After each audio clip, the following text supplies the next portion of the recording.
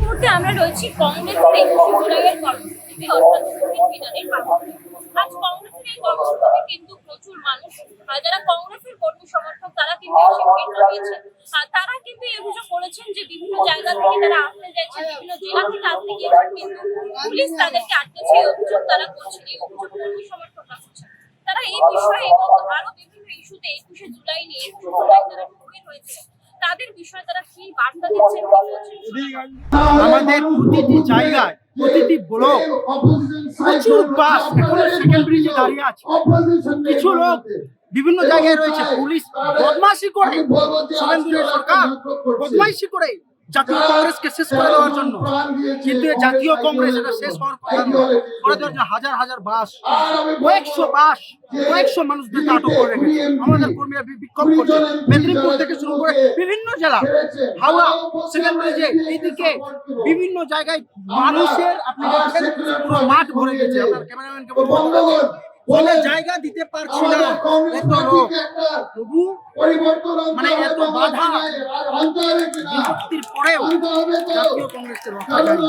আগামী দিনে এটা সংকেত দিচ্ছে যে জাতীয় কংগ্রেসকে রক্ষা যাবে না। শুভঙ্কর সরকারের নেতৃত্বে বাংলায় আবার ক্ষমতায় জাতীয় কংগ্রেস আসবে এবং এই ভারতীয় জনতা পার্টিকে সমূলে আমরা এখানে তাদেরকে সরকার থেকে গঙ্গায় ছুঁড়ে ফেলে এবং প্রতিবাদ করছে। বিজেপি স্পন্সর, ওটা ছায়া, বিজেপি স্পন্সর, বিজেপি সাপোর্টে ওটা তৈরি করা হয়েছে। লজ্জা করা উচিত ভারতীয় জনতা পার্টিকে, শুভেন্দু অধিকারীকে, যে আপনারা ২১শে জুলাই কংগ্রেসের ২১শে জুলাই আপনারা পালন করছেন সাপোর্ট নিয়ে, এটা তো লজ্জা হওয়া উচিত।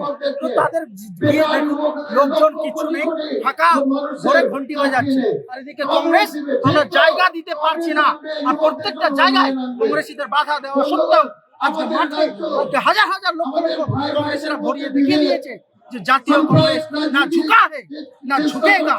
राहुल गांधी के बदौलत से ना हरा है ना कोई हरा पाएगा।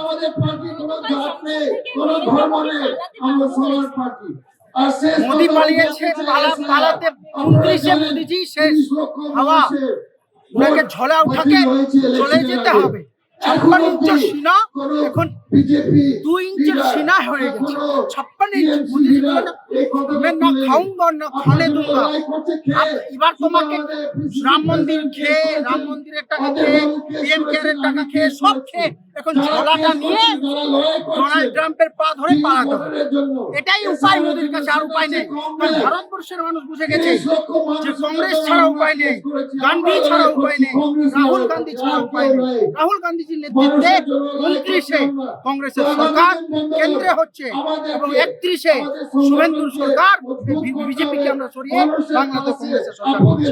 আজ দেখা গেছে যে ২১শে জুলাইয়ের কংগ্রেসের কর্মসূচিতে বিভিন্ন জেলা থেকে যারা আসছেন তাদেরকে বিভিন্ন জায়গায় আটকানোর চেষ্টা করা হয়েছে, কি বলবেন? কি বলবো, মানে এটা আলাদা করে আর অন্য কিছু না।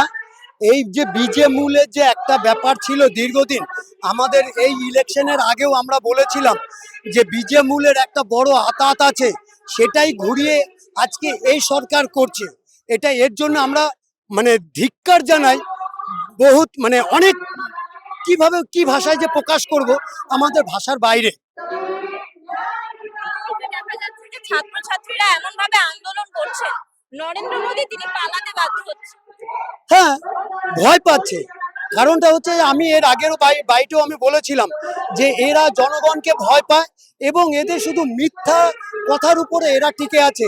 আজকে যন্তর মন্তর থেকে দেখিয়ে দিচ্ছে যে রাহুল গান্ধী কিভাবে এবং এই যে ছাত্ররা কিভাবে আন্দোলন করতে পারে এবং মানে খুব শীঘ্রই যে নরেন্দ্র মোদী দেশের প্রধানমন্ত্রী তাকে নিচে নামিয়ে নেবে, এটা খুব শিগগিরই দেখা যাবে এবং আমরা আশাবাদী। অবশ্যই আমাদের লড়াকু নেতা, আমরা অবশ্যই আমরা তার উপরে আমাদের আস্থা 100% আছে।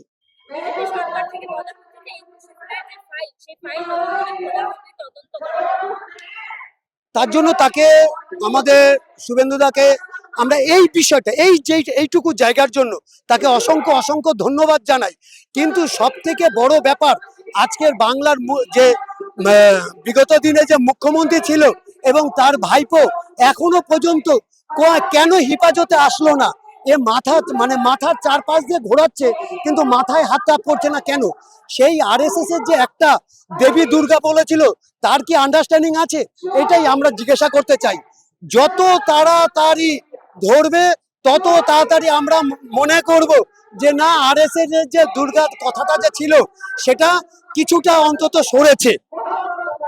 রাজনৈতিক যে সমাবেশ হচ্ছে আজকে 21শে জুলাই নিয়ে, সেই রাজনৈতিক বার্তা কি হিসেবে বলতে চাইছেন এবারের 21শে জুলাই নিয়ে? কেউ যেহেতু 2026-এর পালা বদলের পরে এবারই প্রথম দেখা যাচ্ছে যে কংগ্রেসের পক্ষ থেকে এই সমাবেশ এত বড় করে আয়োজন করা হচ্ছে। হ্যাঁ, দেখুন, এটা তো দীর্ঘদিনের সর্বপ্রথম হচ্ছে যে এই কর্মীগুলো যারা মারা গেছে, সৈনিকগুলো মারা গেছে, তারা হচ্ছে জাতীয় কংগ্রেসের কর্মী ছিল। হ্যাঁ, আমরা দীর্ঘ 50 বছর পশ্চিমবাংলায় ক্ষমতা নেই, তারপরেও আজকে এই যে সমাবেশটা দেখতে পাচ্ছেন, এটা তাদের কাছে খুবই অনেক বেশি বার্তা যাবে আজকে এই তৃণমূল এবং এই বিজেপির কাছে। আজকের এটা বড় ভারী পড়বে একটা, এবং খুব শীঘ্রই আমরা বাংলায় এবং সারা দেশের মানুষের কাছে আমরা একটা আশাবাদী যে এই সরকারকেও আমরা 34 বছর সিপিএম এর পতনও দেখেছি, 15 বছরের তৃণমূলের পতন দেখেছি, আমরা খুব শিগগিরই এই বিজেপিরও পতন দেখব এবং সারা বাংলা সারা দেশের লোক এই পতন দেখেই যাবে। 2026-এ এই যে কংগ্রেসের সমাবেশটা আয়োজন করা হয়েছে, সেখান থেকে দাঁড়িয়ে যে যুব কংগ্রেস যেটা রয়েছে সেই দিক থেকে যদি দেখা যায় তাহলে এই বছরে কংগ্রেস কতটা আবার সামনে আসতে চলেছে? দেখুন, সেটা হচ্ছে সামনের দিনের বিষয়।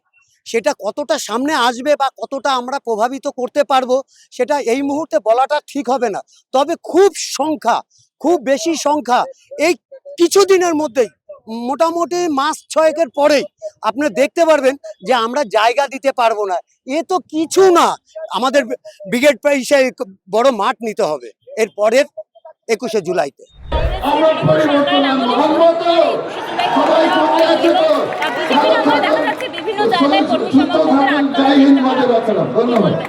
এটা খুবই স্বাভাবিক যে মমতা ব্যানার্জির কাছে সবচেয়ে বড় তার প্রতিদ্বন্দ্বী ছিল কংগ্রেস, কারণ একই ভোট ব্যাংক, সেই ভোট ব্যাংকটা নিয়ে উনি রাজনীতি করেছেন। সময় পাল্টাবার সঙ্গে সঙ্গে কংগ্রেস কর্মীরাও উদ্বুদ্ধ হয়েছে এবং সাধারণ মানুষও বুঝেছেন যে বিজেপির একমাত্র অল্টারনেটিভ কংগ্রেস। আস্তে আস্তে এই যে আজকে তৃণমূল ভেঙে 3 ভাগ 4 ভাগ হয়ে গেছে, আমি এখনই ঘুরে দেখে এলাম, ওখানে বিজেপি ওদের জন্য ছাউনি করে দিয়েছে। সেখানে যত লোক আছে তার থেকে আমাদের এখানে খোলা মাঠে কাদার মধ্যে তার থেকে 5 গুণ 6 গুণ 7 গুণ লোক এসছে, সাধারণ মানুষ এসছেন, ব্লক থেকে লোক এসছেন। সেকেন্ড হুগলি ব্রিজে এখনো গাড়ি দাঁড়িয়ে আছে, পিছনে লোক, রাস্তা বন্ধ হয়ে গেছে। এটা একটা স্বতঃস্ফূর্ত, কারণ 21শে জুলাইটা আলটিমেটলি কংগ্রেসের একটা প্ল্যাটফর্ম, সেটা মমতা ব্যানার্জি হাইজ্যাক করেছিলেন। উনি ক্ষমতার দ্বারা আমাদেরকে প্রোগ্রাম করতে দেননি, আমরা ছোট করে প্রোগ্রাম করতাম। আজকে আমরা সেই জায়গাটা ফেরত পেয়েছি, এটার জন্য আমরা বিজেপি সরকারকে তো ধন্যবাদ দেবো না, এটা আমাদের জায়গা, আমরা ফেরত পেয়েছি। ওনার ক্ষমতা নেই কংগ্রেসকে আটকে রাখা, এবং আমি বলছি 2029-এও মোদিরও ক্ষমতা নেই কংগ্রেসকে আটকে রাখবে সেন্টারে। এখানেও আর 5 বছরের মধ্যে কংগ্রেস ফিরে আসছে, কারণ একমাত্র অল্টারনেটিভ মানুষের বিজেপি ছাড়া কংগ্রেস। ছাত্রছাত্রীরা যেভাবে আন্দোলন করছে, নরেন্দ্র মোদী পালাতে বাধ্য হচ্ছে। দেখুন, নরেন্দ্র মোদী কখনো দেখুন পশ্চিমবঙ্গেও যে ভোটটা হয়েছে, একটা মমতা ব্যানার্জির এগেনস্টে একটা ওয়েভ ছিল, তাছাড়াও কিন্তু মানুষের ভোটে এসছেন এমনটা নয়। এসআইআর এবং নানা কীর্তিকলাপ করে ওনারা ভোটে এসছেন, এবং সারা ভারতবর্ষে মোদির কিন্তু 38% মাত্র ভোট আছে। হ্যাঁ, একটা হিন্দু রাজনৈতিক দল, ভারতবর্ষে 80% হিন্দু, সেখানে উনি কিন্তু 38-40%-এর ওপর ভোট পান না। এটা মনে রাখবেন, ওনার কিন্তু পুরো জনসমর্থন নেই। নানাভাবে উনি ক্ষমতায় আছেন। ছাত্র, যুব এবং সাধারণ মানুষ যেদিন এটা আরো ভালোভাবে বুঝবে, রাস্তায় নেমে আসবে। আজকে কলকাতায় এসছে, গতকাল দিল্লিতে হয়েছে, কর্ণাটকে হয়েছে, এবার ইউপিতে হবে। সারা জায়গায় যখন হবে, মোদী সরকার 29-এ আর ক্ষমতায় ফিরতে পারবে না, এটা একদম ঠিক। বলা হচ্ছে যে 21শে জুলাইয়ের ফাইল নতুন করে খোলা হবে এবং তদন্ত শুরু হবে। কালকে একটা ফাইলের কিছু অংশ মুখ্যমন্ত্রী পড়েছেন, আমরা জানি না এটা একটা গদি মিডিয়া চাল কি সত্যি, অনেক কিছুই শুনেছি। যতদিন না খোলা হবে ততদিন আমরা বিশ্বাস করছি না, কারণ তার নিজের আত্মসহায়কের যে খুন হয়েছে সেই ফাইল এখনো খোলা হয়নি।